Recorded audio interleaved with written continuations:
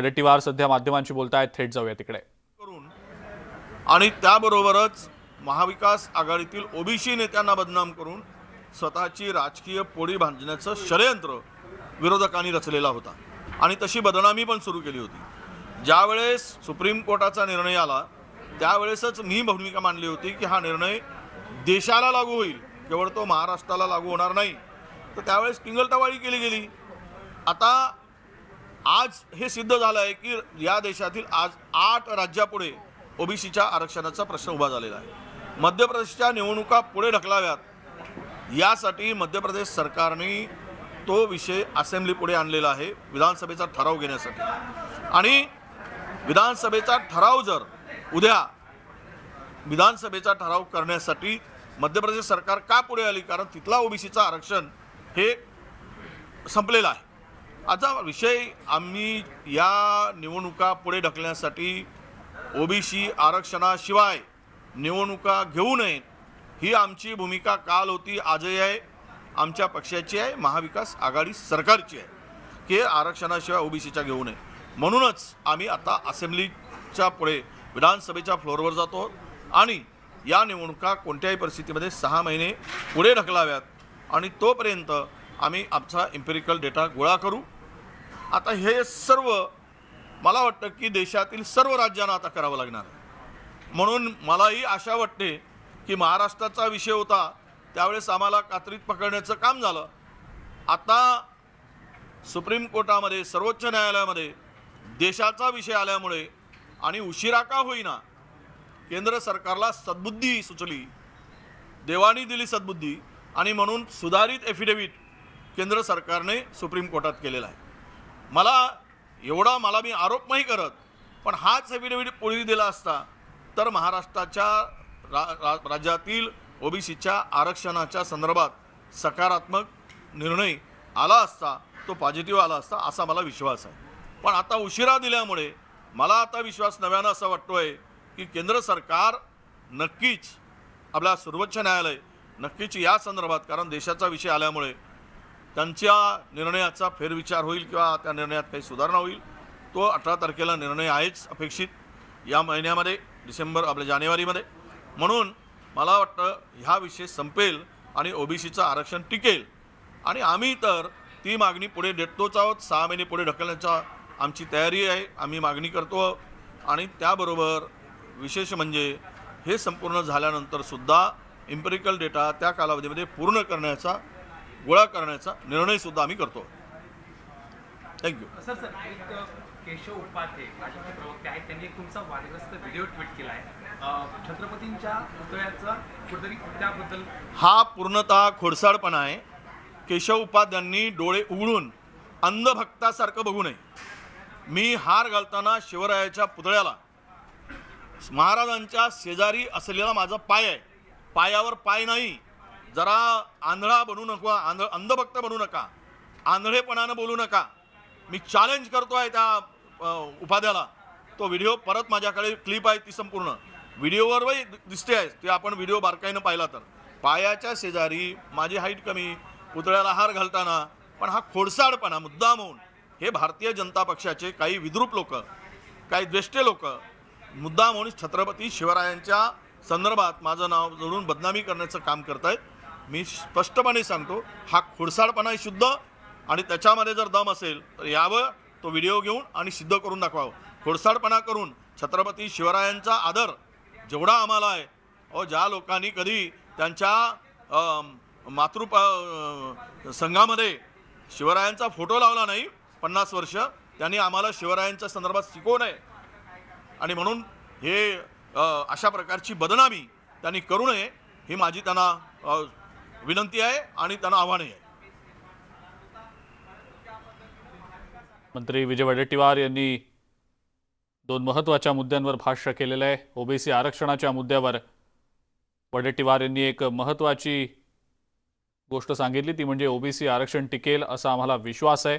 6 महिने निवडणुका पुढे ढकलाव्या अशी आम्ही मागणी करणार असल्याचंही त्यांनी म्हटलेलं आहे. पुढची महत्त्वाची बातमी आता आपण पाहणार आहोत. महाविकास आघाडी सरकारकडून विधानसभा अध्यक्षपदाच्या निवडणुकीचा कार्यक्रम जाहीर केला जाण्याची शक्यता आहे. त्यामुळे भाजपनं आता त्यांच्या आमदारांना व्हीप जारी केलेला आहे. या आमदारांना उपस्थित राहण्याचे आदेश दिले गेलेले आहेत। सोबतच सभागृहात इतरही महत्त्वाच्या विषयांवर चर्चा असल्या कारणामुळे सर्व आमदारांनी दोन्ही सभागृहांमध्ये उपस्थित राहावं असा व्हीप आता भाजपतर्फे काढला गेलेला आहे। ही आत्ताची महत्त्वाची मोठी बातमी आपण सध्या पाहतो आहोत। ओबीसी आरक्षणावर देखील ठराव होण्याची शक्यता आहे। या अनुषंगाने सर्व आमदारांनी उपस्थित राहावं। सोबतच विधानसभा अध्यक्षपद निवडणूक सुद्धा होऊ शकते आणि त्या अनुषंगाने सुद्धा आमदारांना 100% उपस्थिती दर्शवण्याचे आदेश दिले गेलेले आहेत। तसा व्हीप भाजपनं आपल्या सर्व आमदारांना बजावलेला आहे। याच संदर्भातली अधिक माहिती आपण जाणून घेणार आहोत। प्रणाली कापसे आपल्या प्रतिनिधी आपल्या सोबत आहेत सध्या। प्रणाली, भाजपनं आपल्या आमदारांना व्हीप बजावलाय, काय याबद्दलची माहिती? दोन महत्वाच्या गोष्टी ज्या या काळात घडणार आहे त्यापैकी एक महत्वाची गोष्ट म्हणजे ओबीसीचं आरक्षणाबद्दलचा ठराव। हा ठराव असा केला जाणार आहे की ओबीसी आरक्षण जोपर्यंत मिळत नाही तोपर्यंत जे राजकीय आरक्षण जे आहे त्याच्या संदर्भातला जो पेच प्रसंग निर्माण झालेला आहे त्याबद्दल असं सांगण्यात आलेलं आहे की निवडणुका तोवर घेऊ नये जोपर्यंत ओबीसीच्या राजकीय आरक्षणाचा प्रश्न हा सोडवला जात नाही। दुसरा आणखी महत्वाचा मुद्दा म्हणजे की आता आपल्याला माहिती आहे की विधानसभा अध्यक्षपदाच्या निवडणुकीच्या कार्यक्रम पत्रिकाही राज्यपालांकडे गेलेली आहे। जरी कार्यक्रम जाहीर झालेला नसला तरीही सुद्धा या 2 दिवसाच्या कालावधीमध्ये ही निवडणूक सुद्धा होऊ शकते। त्यामुळे भाजपनं आपल्या सगळ्या आमदारांना व्हीप बजावलेला आहे की कुणीही अनुपस्थित राहू नये। ज्यांचे कोरोना चाचणी पॉझिटिव्ह आली असेल ते वगळता। त्यामुळे सगळ्यांना हा व्हीप बजावण्यात आलेला आहे। त्यामुळे सगळे आमदार या 2 दिवसामध्ये सभागृहात उपस्थित राहतील अशीच शक्यता जास्त दिसते। प्रणाली, धन्यवाद सविस्तर माहिती आपण दिलीत त्याबद्दल।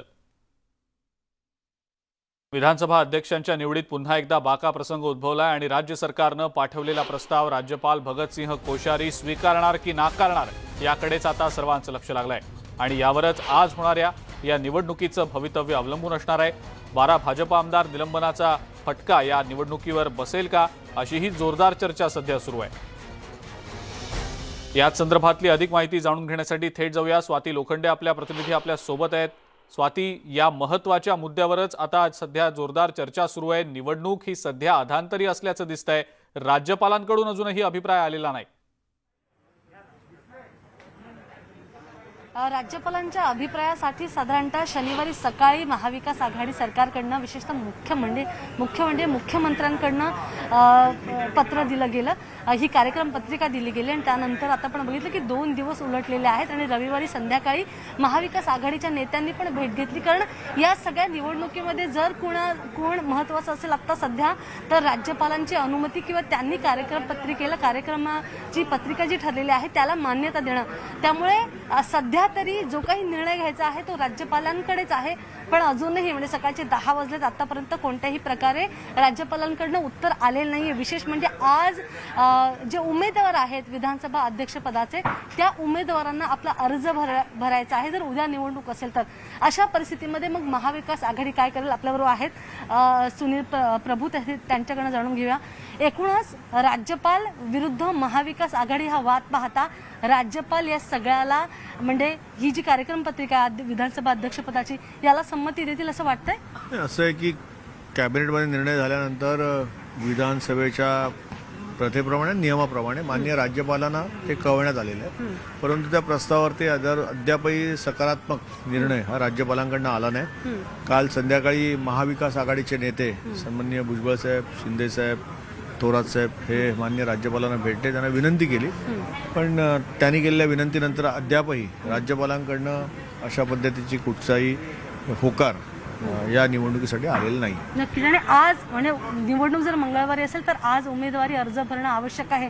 अशात जर आज दिवसभरामध्ये जर राज्यपालांकडून काही सूचित करण्यात आलं नाही तर निवडणूक तरी होईल का याबद्दल शंका आहे? असं आहे की निवडणुकीबद्दल आत्ता ऑन कॅमेरा कोणतीही गोष्ट सांगणं हे कठीण आहे। परंतु विधानसभेचे नियम आणि नियमावली पडताळून बघितल्यानंतर निश्चितच या बाबतीत जे काय असेल तो निर्णय महाविकास आघाडीच्या नेत्यांची आज 10 वाजता बैठक आहे, त्यानंतर याबाबतचा खुलासा होईल। ही बैठक म्हणजे कुठे आहे आणि याच्यामध्ये काही म्हणजे साधारणतः महाविकास आघाडीची बैठक जी आहे ती विधिमंडळाच्या या कामकाजामध्ये जे महत्त्वाचे मुद्दे असतात त्यावरती विधानसभेमध्ये जे विषय येणार आहेत त्या विषयावरती आज जी बैठक आहे आणि प्रत्येक अधिवेशन काळात दर आठवड्याला होत असते, परंतु आज माननीय अध्यक्षांची निवडणूक हा एक विषय विधानसभेच्या कामकाजाच्या अजेंड्यावरती असल्यामुळे त्याबाबत देखील चर्चा होईल आणि मग नियमावली पडताळून योग्य तो निर्णय घेतला जाईल. काही कायदेशीर सल्ला पण महाविकास आघाडीकडून घेतला जातोय का? निश्चित घेतला जाईल.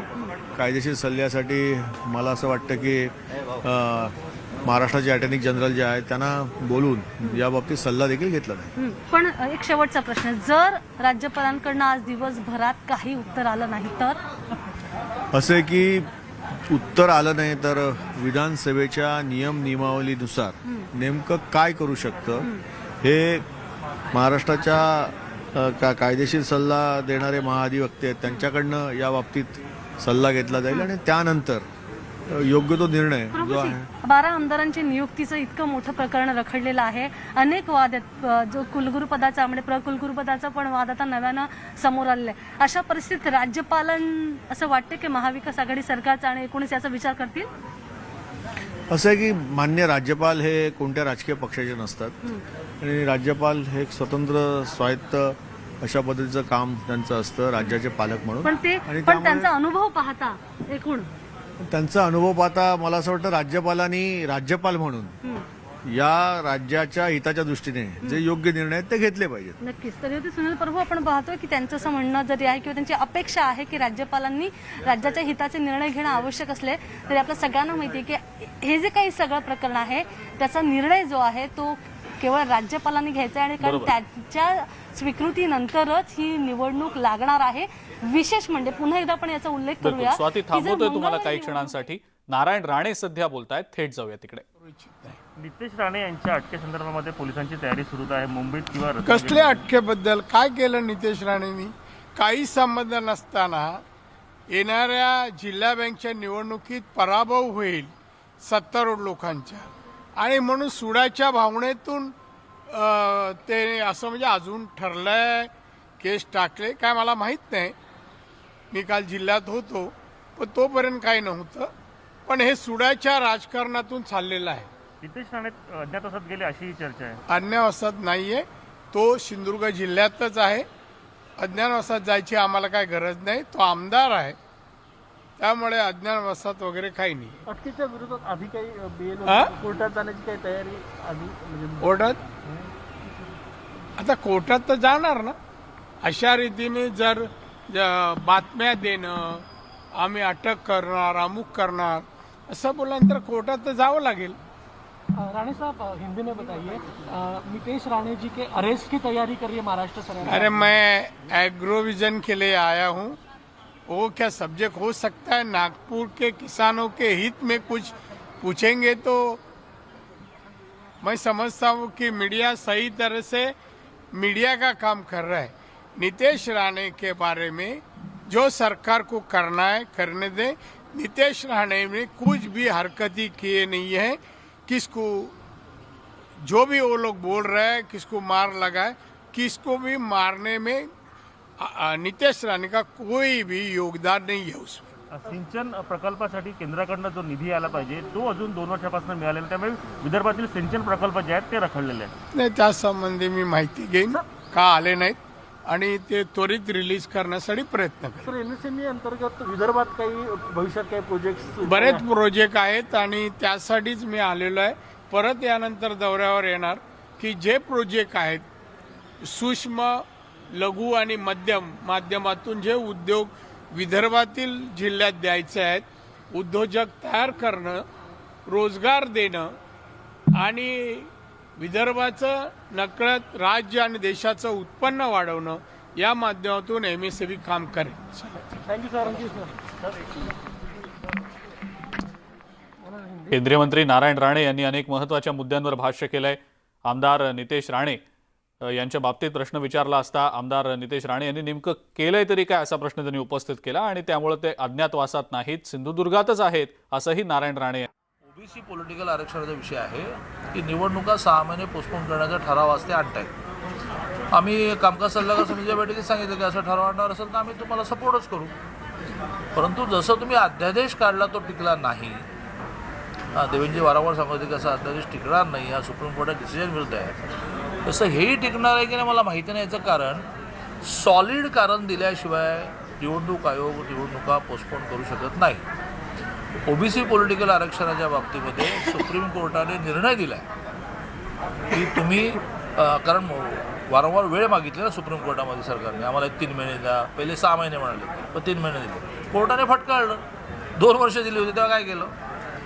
आणि त्यामुळे शुभ बोलणाऱ्यात असं तो ठराव व्यवहारात येईल असंच मी बोलतो. 6 महिन्यांनी निवडणुका पोस्टपोन होण्या मुद्द्याने विथ ओबीसी पॉलिटिकल आरक्षण ते व्हावं आणि त्यामुळे त्या ठरावाला आम्ही सपोर्ट करणार आहे. वडेट्टीवार असं म्हणे की BJP फसवणं.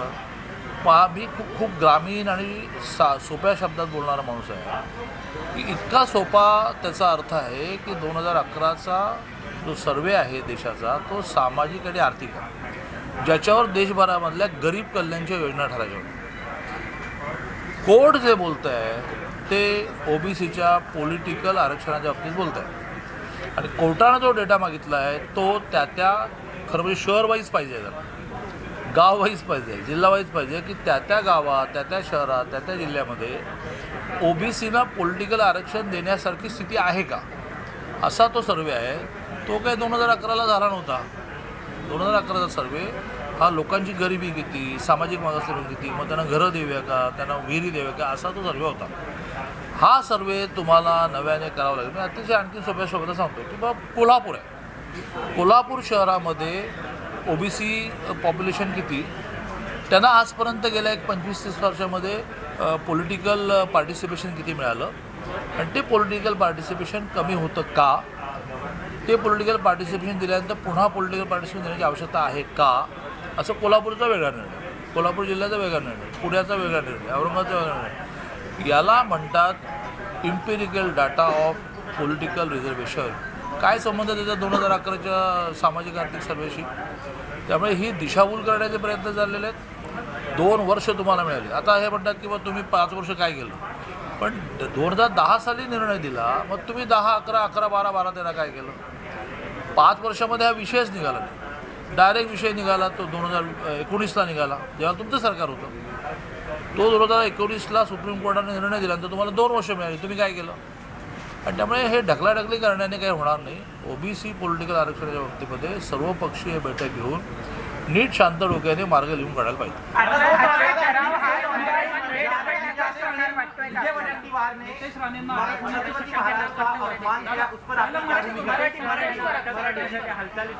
काय हल्ला प्रकरणामध्ये नितेश राणेंना अटक करण्याची मागणी सुद्धा होती आणि त्याच्या हालचाली सुरू झाल्या. सरकार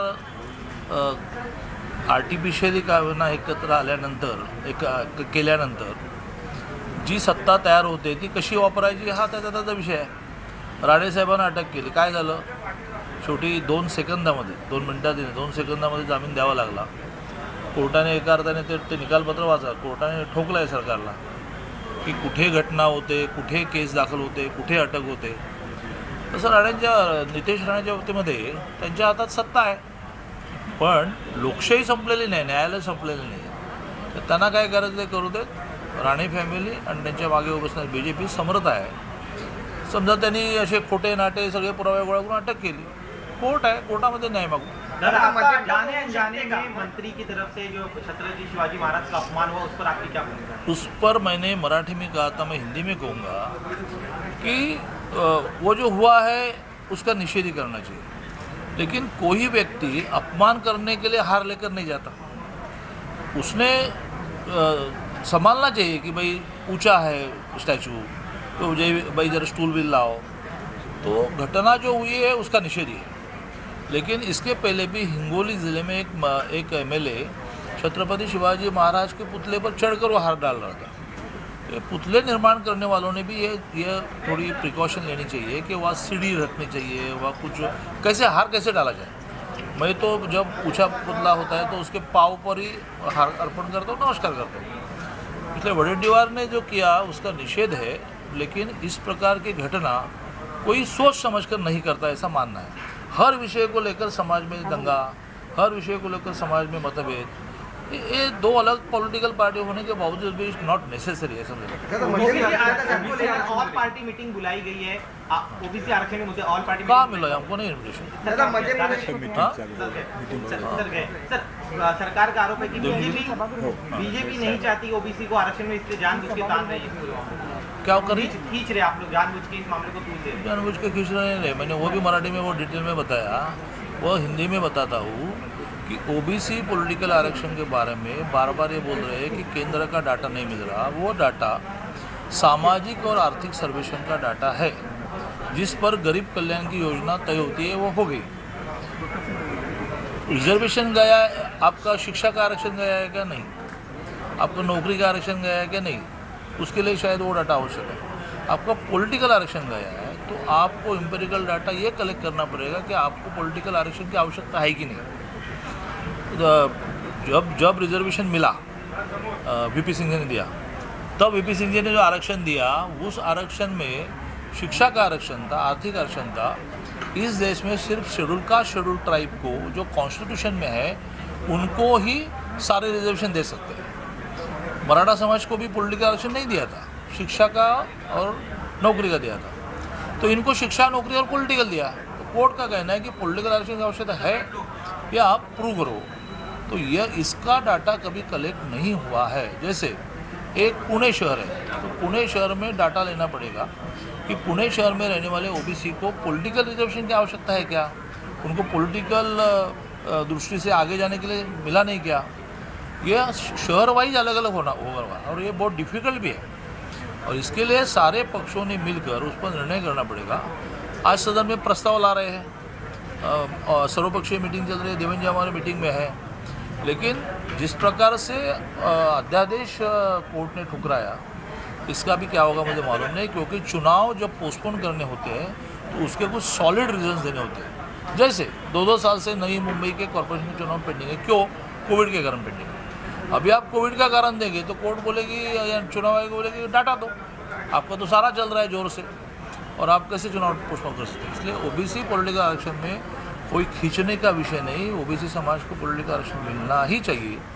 सुप्रीम कोर्ट का कहना है कि वो क्यों मिलना चाहिए, वो कागज़ पे लाइए। उस प्रकार का सर्वे अब तक ना केंद्र ने ना राज्य ने नहीं किया था, वो नए सिरे से करना चाहिए। 2 साल में इन्होंने किया नहीं। मध्य प्रदेशच्या निवडणुकांचा रद्द करण्यात आला आणि त्यासाठी सुप्रीम कोर्टामध्ये केंद्र गेलं, पण जेव्हा महाराष्ट्राचा विषय हाच आरक्षणाचा होता तेव्हा मात्र आपण भूमिका घेतली नाही असा आरोप करण्यात येतो। मी तुम्हाला विनंती करणार आहे, पत्रकारांना, राज्यकर्त्यांना जाऊ देताना काय म्हणाल की तुम्ही सगळा सिक्वेन्स नीट तुमच्याकडे ठेवला पाहिजे। महाराष्ट्राच्या निवडणुकांसंबंधी पहिला निर्णय 2019ला केंद्राने दिला की ज्या निर्णयामध्ये त्यांनी असं म्हटलं की बा आम्ही तुमचं पॉलिटिकल आरक्षण घालवत नाही, पण तुम्ही इम्पेरिकल डाटा कलेक्ट करा। त्यानंतर 15 वेळेला महाराष्ट्र सरकारने डेट मागितली। फायनली सुप्रीम कोर्टाने रागावून निर्णय दिला की बा तुम्ही जोपर्यंत इम्पेरिकल डाटा कलेक्ट करत नाही तोपर्यंत आम्ही तुम्हाला पॉलिटिकल आरक्षण ओबीसीने देणार नाही। हां, त्याच्यानंतर अध्यादेश केला, मग अध्यादेश टिकणार आहे असं म्हणून निवडणुका डिझाईन झाला आणि जवळजवळ मध्य प्रदेशच्या निकालाच्या आधी 1 दिवस निकाल लागला, कुठला? महाराष्ट्राचा फायनल निकाल। दुसऱ्या दिवशी मध्य प्रदेशला लागला। ताबडतोब महाराष्ट्राचा निकाल लागल्याच केंद्र कॉशियस झालं होते की बा या विषयात आता केंद्राला लक्ष घालावं लागेल। मध्य प्रदेशचा निकाल दुसऱ्या दिवशी लागला, योगायोग झाला। मग असं का म्हणत नाही की महाराष्ट्राचा निकाल लागल्याच इनिशिएटिव्ह घेण्याची केंद्राने सुरुवात केली होती। केंद्राकडे बघण्याचा दृष्टिकोनच महाराष्ट्र सरकारचा निगेटिव्ह असल्यामुळे सारखं ॲर्ग्युमेंट करायचं, सोल्युशन काढायचं नाही, सारखं ॲर्ग्युमेंट करायचं। आणि त्यामुळे जर केंद्र आता रिव्ह्यूमध्ये गेलं असेल त्याचा फायदा महाराष्ट्राला होणार आहे। विधिमंडळाच्या पायऱ्यांवर सध्या विरोधकांची जोरदार घोषणाबाजी सुरू आहे, आंदोलन सुरू आहे। हातात फलक घेत विरोधी पक्षाचे जे सदस्य आहेत ते सरकारच्या विरोधात घोषणाबाजी करतायत, महाविकास आघाडी सरकारचा निषेध करतायत। जोरदार घोषणाबाजी विधान भवनाच्या पायऱ्यांवर विरोधकांकडून सध्या केली जाते। हिवाळी अधिवेशनाचा आजचा 4था दिवस आहे।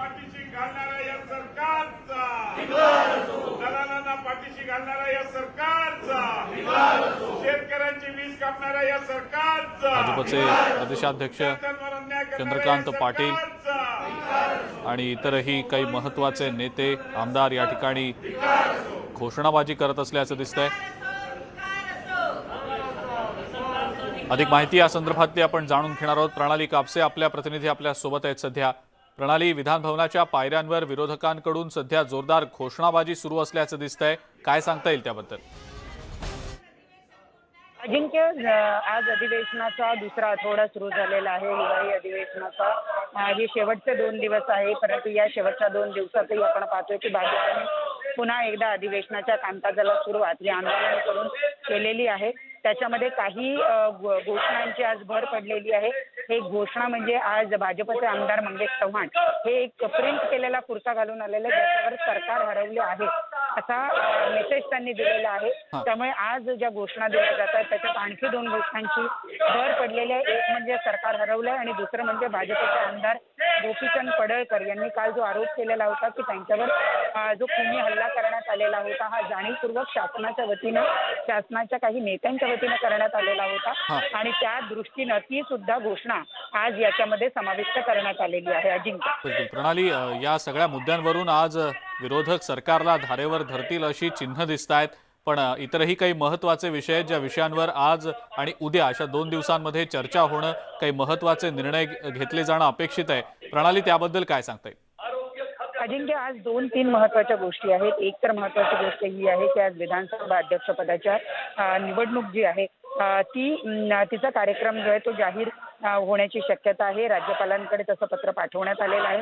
राज्यपालांनी अजून त्यावर स्वाक्षरी केलेली नसली तरी सुद्धा थोड्या वेळात अपेक्षा आहे महाविकास आघाडी सरकारला की राज्य सरकारच्या वतीनं जी निवडणुकीची कार्यक्रम पत्रिका पाठवलेली होती त्यावर राज्यपाल सही करतील आणि निवडणुकीचा कार्यक्रम पुढे राबवला जाईल. दुसरी महत्त्वाची गोष्ट म्हणजे एक महत्त्वाचा ठराव जो आहे तो येणार आहे आणि हा आहे की ओबीसींचं राजकीय आरक्षण मिळेपर्यंत पुढील 6 महिने सगळ्या स्थानिक स्वराज्य संस्थांच्या निवडणुका या पुढे ढकलल्या जाव्या. या 2 महत्त्वाच्या घडामोडी ज्या आहेत त्या आज होणार आहेत आणि त्यासाठी महाविकास आघाडी सरकारची एक बैठक जी ती आता विधिमंडळ परिसरामध्ये सुरू झालेली आहे.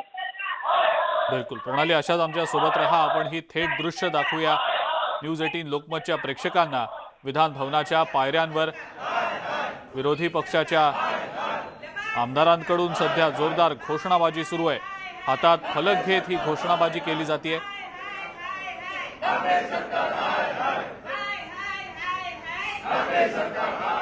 पुढची ब्रेकिंग न्यूज आता आपण पाहणार आहोत. मुख्यमंत्री अधिवेशनात सहभागी होणार नसल्याची माहिती न्यूज 18 लोकमतला सूत्रांकडून मिळतेय. डॉक्टरांच्या सल्ल्यानुसार मुख्यमंत्र्यांना आराम करायला सांगितलं गेल्याचंही समजतंय. न्यूज 18 लोकमतला सूत्रांकडून या संदर्भातली माहिती मिळतेय. ही आत्ताची महत्त्वाची अपडेट आपण पाहतो आहोत.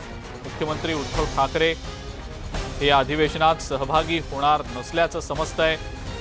सूत्रांकडून या संदर्भातली माहिती समोर येतेय. डॉक्टरांनी दिलेल्या सल्ल्यानुसार मुख्यमंत्र्यांना आणखी आराम करायला सांगितलं गेल्याची माहिती मिळतेय. त्यामुळे या अधिवेशनात मुख्यमंत्री सहभागी होणार नसल्याची माहिती मिळतेय. अभिषेक पांडे आपले प्रतिनिधी आपल्या सोबत आहेत सध्या फोन लाईनवरनं. अभिषेक, मुख्यमंत्री या अधिवेशनात सहभागी होणार नसल्याची माहिती मिळतेय, काय सांगता येईल त्याबद्दल?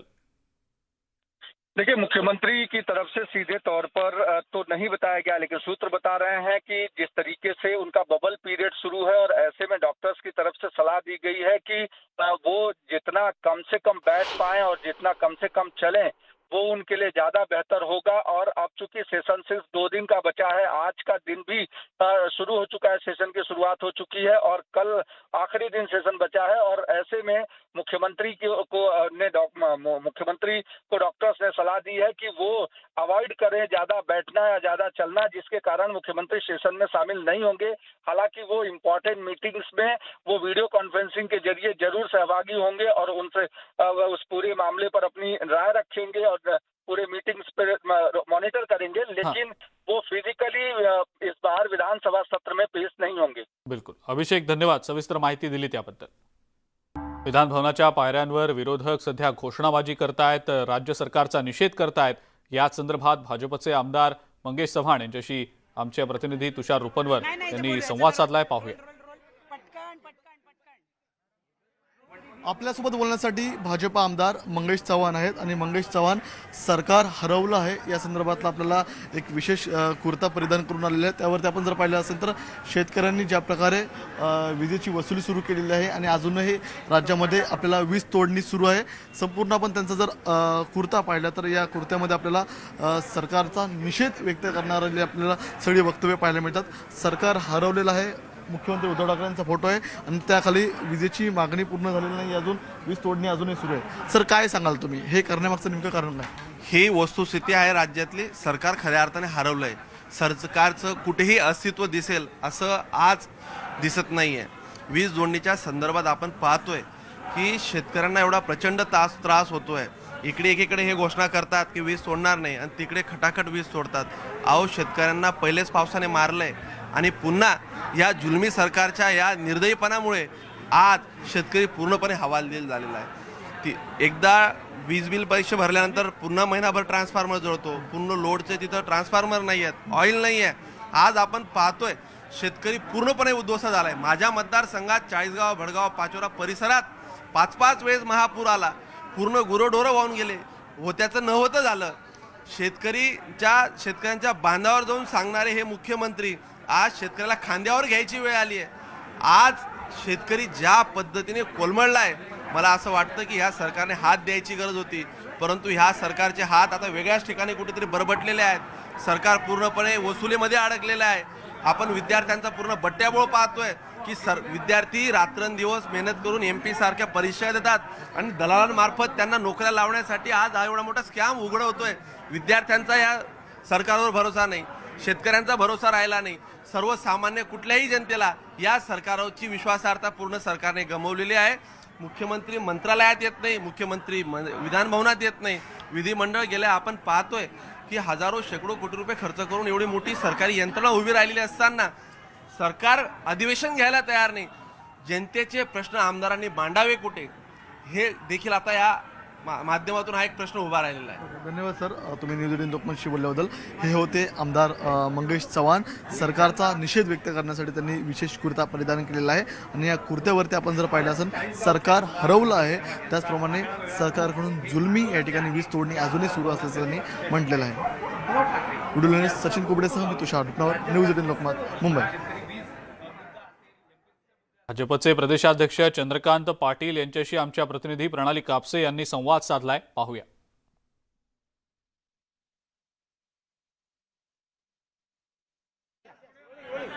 चंद्रकांत दादा आपल्याबरोबर. दादा, अशी माहिती मिळते की मुख्यमंत्री हे आज येणार नाही आहेत. विधिमंडळामध्ये डॉक्टरांनी त्यांना सल्ला दिलाय की तुम्ही यायचं नाही, तुम्ही आराम केला पाहिजे. शेवट आज येणार नाहीत म्हणजे आधी 3 दिवस आले का?